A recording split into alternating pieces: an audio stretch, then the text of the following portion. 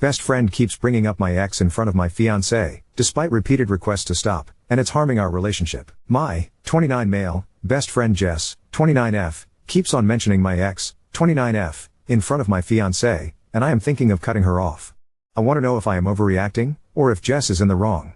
For context, Jess and I went to the same high school and the same college. We were friends in high school.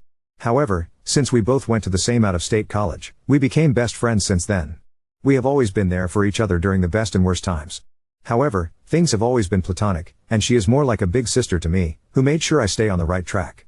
I have only been in 2 long-term relationships so far. One was with my ex Lisa for 7 years. We met in college and dated all through our college years. Lisa and Jess also became good friends, too. After college, Lisa and I just grew apart and had different goals in life. I became boring after college as I was working on my PhD while doing a full-time job. Lisa broke up with me as she wanted to party on weekends, while I was home studying. I was heartbroken, but I don't think I ever blamed her or had resentment towards her, as I understood my decisions were selfish and should not hold her back from having the best life. Jess always stood by me and comforted me during that time. Jess and Lisa were good friends, and Jess always kept on telling me that Lisa loves me and will be back one day when I am ready. I foolishly held on to that hope and stayed friends with Lisa. That was until I met my fiancée Yang. After I finished my PhD, I got a nice job in a big tech company. Yang joined our team a year after me. We started going out for drinks and dinner, and we started dating seriously pretty soon. We are happy together, and financially in a great place. Needless to say, I stopped talking to Lisa after I started dating Yang. I proposed to Yang a year after. We started dating and got engaged last year. Jess has been acting weirdly since we got engaged. One of the first things she said to Yang after we got engaged was how I had planned the same thing for Lisa, proposing on a local hiking trail. It was a bit off-putting that she was bringing up Lisa, whom I broke up with almost 5 years ago, on such a happy occasion. However, Yang asked me to not spoil my mood, as she felt Jess was just commenting on how I had that plan in mind for years. Since then, every time we meet, Jess without fail brings up Lisa and how the things I am doing are all the things I had planned with Lisa.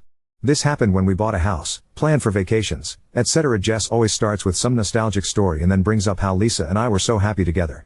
She is still good friends with Lisa and keeps giving me updates about Lisa and how great Lisa is doing at work when no one is asking for it. It felt like she was painting a rosy picture of Lisa to Yang and telling Yang that she would always be second to Lisa. Yang told me Jess's comments bothered her, and I also felt the same. I have brought this up with Jess many times and asked her not to do it. However, she says she will try, but since I dated Lisa for 7 years, she would be part of many stories from the past. Also, she asked me why talking about Lisa bothers me and if I still have feelings for her. I have reduced hanging out with Jess. However, she is close with my mom and is always invited to all our family parties and holidays.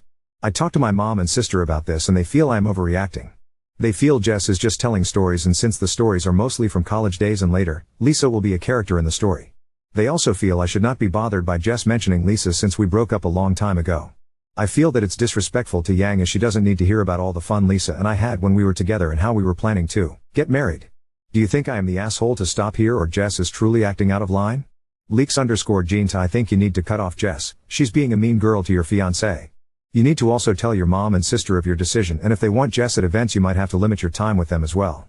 Jess has shown you she's doing it on purpose if you've asked multiple times for her to stop, and she immediately attacks your reasoning and feelings. She wants to pretend it's you not being over Lisa, which is another dig at your fiancé, when it's really just Jess is being rude. Jess and probably Lisa need to let the past go. Lisa probably thought she can go have her fun, and when she wants to settle with her back up, you would still be waiting. Jess probably helped with this plan and purposely stopped you from moving on with saying Lisa would come back. Oop, at this point, I suspect Jess is just being mean to Yang. I would have cut her off long ago if she was not so close to me or my family for so many years. Lisa is out of the picture, to be honest. I have completely gone no contact with her for the last 2 years. Fairmount 1955, not wrong. In fact, it's thoughtful of your Finis's feelings. Jess always kept on telling me that Lisa loves me and will be back one day when I am ready. Yikes. Uneasy, Jess, you keep bringing up my ex, and keep making comments which are dismissive of my relationship with Yang. I am telling you point blank that this is harming our friendship, and it saddens me that you dismiss my feelings as being unimportant on this topic. If you can't respect me, and my relationship with Yang, please understand why it will likely end our friendship. Oop, we have had this exact conversation. Jess then proceeded to ask Yang is she offended by her telling stories about me. Yang was polite and said she is okay. Then she told me I am being too sensitive. I know Yang is not comfortable, and I would also not be if the roles were reverse. D and Yang's friends talked about her ex in front of me like that. Update 2. However, the last month has been nothing but crazy and I still trying to make sense of what happened so far. After my post, I decided to talk to Jess and gave her an ultimatum not to speak about my ex Lisa again. I know Jess and Lisa are still friends, but I was uncomfortable of her comparing my fiancée Yang with Lisa all the time. I broke up with Lisa 5 years ago, and she is nothing but a faint memory in my past. Jess kept on defending herself and telling me that I was with Lisa for most of my adult life and it's hard to tell any stories from the past without including her.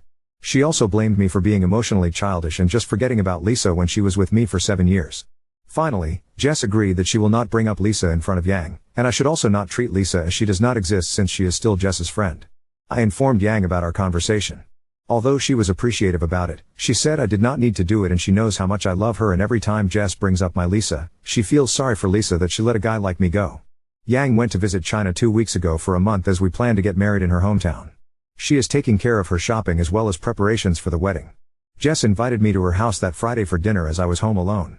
I am also good friends with her husband, and we were all just chatting and drinking in the living room. Around 7:30 p.m., the doorbell rang, and Jess excitedly went to open the door. To my surprise, it was fucking Lisa at the door. She was all dressed up as if she were ready for a date and came in. I had not seen her in person for almost 3 years and I was shocked to see her. She sat down and started making small talk with me. I was extremely uncomfortable and went into the kitchen to talk to Jess. I was angry at her and asked her what was going on. She kept on telling me that it's been 5 years since the breakup and to get over it and be nice to Lisa. She said Lisa was excited to meet me and she thought we were all adults and could have one fun evening together. We had a fight and I told her that she should not have invited Lisa after our conversation the other day and I do not want to be friends with her anymore. I went into the living room and politely excused myself and told everyone that I had a work emergency and had to leave early. Lisa looked sad, but I genuinely felt uncomfortable to be made to hang out with my ex without my consent. I came home and called Yang. I have never seen her more furious, and she told me she is not comfortable with Jess anymore as she has some agenda that we do not know about. It's different to talk about Lisa, but to invite her without consulting is not okay. I also felt the same and I called Jess the next day and told her that she crossed a line, and I was terribly upset with her. I stopped taking her calls and ghosted her. I also told my mom and sister about the whole incident. Last Sunday, my mom called me for lunch. When I got there, I saw Jess was already there. I told my mom that I do not want to talk to Jess and can't stay. However, she asked me to sit as they all wanted to talk to me. I have a glutton for punishment and decided to hear them out. My mom started with how Jess has been there for me all these years and only has my best interest at heart. She kept on telling me that they are the 3 people, mom, sister, and Jess, that love me the most. Jess started saying how she felt that I was making a big mistake in not having to hear what Lisa had to say. She told me that Lisa was my first love and Lisa is now ready to settle down and we can pick where we left off. She reminded me how broken I was when Lisa left me and how life is giving me a second chance. My sister also chimed in and said how they all liked Lisa more than Yang and how we both looked so great together. Finally, my mom started saying how our culture was so different than Yang and it is hard for them to relate to her. I asked them in what way, and my mom said that they did not understand what Yang says sometimes and have nothing in common with her. Then my mom asked me to think about how Lisa and I would have such wonderful looking kids, while if I marry Yang, our kids will look so different. I started getting their drift and I probed more. My mom told me how our kids would look Asian with small eyes and not like any others in the family. I asked my mom if she cared about my kids' looks more and not about how smart they will be since Yang has a PhD. She blew it off, and I realized she just did not want me to marry Yang because she was Chinese and not white. My mom told me to forgive Jess and my mom asked Jess to talk to Lisa on my behalf and asked her if she would be interested in getting back together with me. My mom was adamant that since I love Lisa so much, I should be happy and pick up things where we left off as that is the best for everyone. I have never been so angry and may have said a lot of unkind things to all of them before I left. I am so depressed right now. I not only lost my best friend, but also am not sure how I can move on from what my mom said. My mom and sister raised me and that is the reason where I am today. However, I cannot get over how racist they are being and how they were just pretending to like Yang all these years while actively working on breaking us up. I have been so shocked that I have not told any of this to Yang so far. I might wait for her to come back next week and talk to her in person. Again, thanks everyone for all your messages on the last post as they helped me a lot to think through the situation. My life is more fucked up than I could imagine, and I cannot imagine how dejected Yang will feel after hearing all this. Thulularu, your mom needs to beg and grovel before you take her back. Jess can just go in the trash. She's ignored multiple warnings and crossed so many boundaries. I don't understand why you even talk to her even if it was your mom telling you to. It's done with Jess, it's over. She will always make it awkward with her and Yang and you need to protect Yang. And you have to realize that your mom and sister are racist AF, right? How are you ever going to trust your tiny-eyed kids to be alone with their racist AF grandma? Kidding about the eyes, I'm Chinese too, just _a_comment or you need to make a decision. And it's not between Yang and Lisa. It's not even between Yang and your family. It's whether or not you can tolerate your family trying to manipulate you to suit their own racist understanding of what your life should be like. Your family are the ones who have made the decision to be hateful, narrow-minded, self-absorbed, and manipulative. You seem to already be doing this, but now is the time to stand up for your future wife and yourself. You are in the right here. Update 3. As I said in the previous post, I blew up on my mom and sister about what they said and immediately left. I did not take calls from them or answer texts for the next several days. Their messages initially were anger towards me on why I left before they could finish what they wanted to say. However, I think they realized on day 3 that they might have crossed the line this time and became extremely apologetic. I finally messaged them to leave me alone and not to contact Yang or I until we contact them. Jess did not message me the whole time. I did not tell Yang about the situation until she came back home 9 days ago. I initially did not know how to bring up the subject, but she sensed something was wrong and asked me about it. I was so worried about hurting her, but I told her about what happened. I was upfront about the stunt Jess pulled and she was angry at Jess. I also told her about my visit to my mother's place, but she did not react with any anger. She just asked me if I was okay. The next few days were confusing where I was more upset than Yang. She was just excited showing me all pictures and telling me stories. Finally, on last Thursday evening, she opened up and asked me if I was okay about my mom's behavior and what I planned to do. I told her my thoughts and how I cannot forgive them for what they said about her being Asian and them wanting me to marry Elisa because she was white. I asked her why she was not more upset as it was bothering me. She told me that when she told her parents about me, they had the exact same reaction for her dating someone who was not Chinese. Her family is very traditional, and her parents were very upset about her decision. It took them a few months to warm up to me and accept me. She never told me about this because she wanted me to have good relationship with her parents. She told me that now they are the most excited doing arrangements for our wedding. She told me that she has always felt something was off when she talked to my mom, my sister or Jess and they did not like her. My mom and sister would be very friendly with her in front of me, but never invited her for anything when I am not around. She suspected that it may be due to the fact that she is not white and does not understand the American traditions. She said she is not upset with them and now that this is in the open, she should talk to them and assure them that she would be as good of a wife as Lisa or any other girl. She said that she does not want to break a family in order to start a new one. Despite my protests, Yang invited my mom and sister for lunch on Sunday. She said that it would be good for us to talk about everything and hear why they are concerned about her marrying me. I was really not happy with this, but Yang spent most of Sunday morning cooking for them. When my mom and sister arrived, there were a lot of waterworks and apologies. My mom apologized to Yang and me for her behavior and told us that she would never bring it up again. My sister also was quiet and had tears in her eyes. There were a lot of blame games. My mom and my sister were blaming Jess for constantly telling them how Yang might not be great for me and how she won't fit into our family. My mom and sister fought with Jess after I left and Jess blamed Lisa. Based on Jess's story, Lisa has been depressed for the last few years and when I suddenly got engaged to Yang, it became worse. Jess thought I was also depressed after Lisa left me, because I did not date anyone for 3 years. In reality, I just wanted to focus on my work and studies and never had time. So, Lisa convinced Jess that she has to get back together with me as that is what I wanted too. Jess said how sorry she felt for Lisa as she was her longtime friend and listened to her plan as she thought it was good for everyone. My mom and sister told us that I should stay away from Jess because she orchestrated the whole situation. They kept on hugging Yang and apologizing to her. Yang in turn also started crying and telling them that she will do better to fit in with them. It was all a big mess. I am still skeptical of my mom's change in heart, but I also want to see Yang happy. However, I think it will take a lot of time and healing before I could truly trust my mom and sister. Currently, my mom invited us to lunch at her place next week and told me that Jess will not be there. Jess has still not messaged me or Yang. Now on to second story. Cancelled our joint account and credit card after my wife spent over $1,176 on takeout in a month, and now she's pretending to starve. I am 41 years old and male. My wife is 39 years old. My wife doesn't work due to a minor disability. It's not as if she cannot work, but she complains of discomfort and exhaustion all the time. The discussion over her working basically ended 5 years ago, and I have completely given up on the prospect of her ever having a job again. Seeing as she doesn't even come close to qualifying for disability and brings in no income, we currently live entirely off my salary. I do not mind financially supporting her, but my wife's spending habits have gradually become more and more reckless. It began with her ordering takeout twice a week, and then that escalated into 3 times a week, and now she's ordering takeout nearly every day. This is all despite our fridge being stocked constantly. I do the shopping, and I make sure to even keep our freezer full of things she would only have to microwave. Last month was a particularly heavy one for her. She spent $1,176 on delivery apps alone. We cannot afford this. There were several days that she ordered twice. I may have reacted harshly, but on Friday, I pulled money out of our savings, completely paid off the card, and then canceled it. I then removed all the money from our joint account and funneled it into my own account. Apparently my wife learned this when she tried to order takeout. She tried to call the company, who explained the card had been cancelled. She texted me asking what had happened, and I responded that she was cut off. Well, when I walked in the door that evening, my wife was lying on the floor dramatically saying that she had low blood sugar. I told her she could eat any of the food we have in our fridge or freezer. I also noticed that she took the garbage out, probably for the first time in a decade. I'm surprised she even knew where the outdoor bin was. I can only assume she was disposing of the evidence of what she ate, as she was pretending to have not eaten, but I honestly don't care enough to dig through the garbage to find it.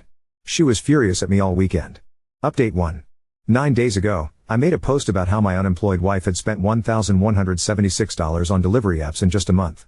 This is egregiously outside of what we can afford to spend on takeout, and since she didn't seem willing to stop, I canceled our credit card and moved the money from our joint account into my own. For the following few days, my wife KVT talking about how I was financially abusing her. She threw several tantrums despite apparently being severely malnourished, threatened divorce, threw a bunch of the food we had in the fridge away to try and strong-arm me into letting her get takeout, and even tried to guess my bank account password a bunch of times. Sorry, my password isn't Taco Bell 123. That last one was how I learned if you try to guess someone's bank account password enough times, the bank will send them an automated email. But last Friday, the complaints and threats stopped. She seemed mostly back to normal.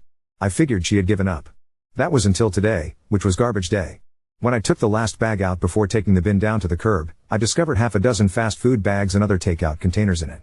My wife wasn't supposed to have access to money. I had no idea how she was affording the food. I confronted her about it, and first she denied everything. I had to bring all of her fast food garbage in to get her to fess up. She had taken out a loan. Now, I thought that she had borrowed money from a friend or family member. But she had taken out one of those predatory payday loans. Before you ask, no, I have no idea how she was approved. Within the next hour, I froze my credit. I then drove her to the payday loan place, where I paid the loan off in cash. I will now have to dip further into my savings to pay the rent. I suppose in a certain way, cutting her off was successful. She didn't order takeout anymore. She just drove to the restaurants to pick up her food, for the low price of $20 for every $100 she borrowed, or $60 in fees in total. In addition, I told her that we would be getting divorced. So yeah. My marriage is over. I don't even know what alimony laws in my state are like, but I assume she'll happily live in a cardboard box under a bridge if Uber Eats will bring her food there. _hashtag comments by Oop. When I paid off the payday loan, I decided that would be the last thing I ever did for her. It was far more than she deserved. My sister has been addicted to heroin for over 20 years. I haven't talked to her in about a decade, but this was the kind of shit that she would pull. I remember how she and her loser boyfriend would steal shit from my room to pawn so they could buy more drugs, and I honestly wouldn't put it past my wife at this point to start selling my things so she could buy more Chipotle. I'm sorry. I'm just so furious. As I worked every day, my wife sat around ordering takeout and living like a queen, and when the, almost literal, gravy train stopped, she decided to imperil our financial future for more food. And my God, she has gotten so fat. She's basically waddling around like a penguin now. But what really fucking pisses me off is that after taking out that payday loan, instead of putting it into a new account to order takeout, she went to the restaurant drive-thrus. It was almost as if she wanted to stretch it to last for as long as possible, which wasn't an issue when it was money that I earned. She knew that the payday loan was probably a one-time Hail Mary, so she actually, in her own twisted little way, tried to exercise financial responsibility. People in the last post yelled at me for not communicating. We had fought about this dozens of times. Every time the credit card bill rolled in, I would tell her she needed to stop, that we were losing everything because of her habit. I told her again and again and again, but she didn't give a shit. She needed more of that garbage. I honestly don't give a fuck. If she's depressed, I don't care. If she's agoraphobic, which I doubt, I don't care. She has never shown even the slightest bit of remorse. Eventually even my sister with her heroin-addled brain apologized for stealing my GameCube. My wife couldn't even do that. She's a lazy piece of shit faking a disability, and people were blaming me as if that absolved her of all wrongdoing. If it makes me an asshole, fine. I'm not fucking up the rest of my life because some dim-witted sloth with a Diasabi Litai can only muster up the energy to get off her ass when it involves food she bought with money that someone else earned. I honestly don't even care about her anymore. I'm actually kind of happy about the payday loan. You see, I read through every comment in the last post. All of them. And I tried to understand her feelings. People kept telling me that she had mental health issues, or that she needed therapy. I did my best to understand, and I was actually going to start giving her $300 of prepaid credit card spending money every month as was suggested. Could we typically afford $300 per month on her takeout? Not really, no. But it would have been something for her to look forward to. Now all I can think is that with her issues, she was allowed to be as self-centered as she wanted. But when was it going to be my turn to have something for myself? My work boots have a giant hole in them that I've duct taped closed twice, and that $1,176 would have bought me the best work boots out there. So I had people wagging a finger at me in the last post. You're an asshole for how you treat her for her disability. Fuck her disability, fuck her, and fuck the people who said this was somehow all my fault. But I'm sure the same people will show up with some delusional fantasy about her having a wonderful post-breakup glow-up or something.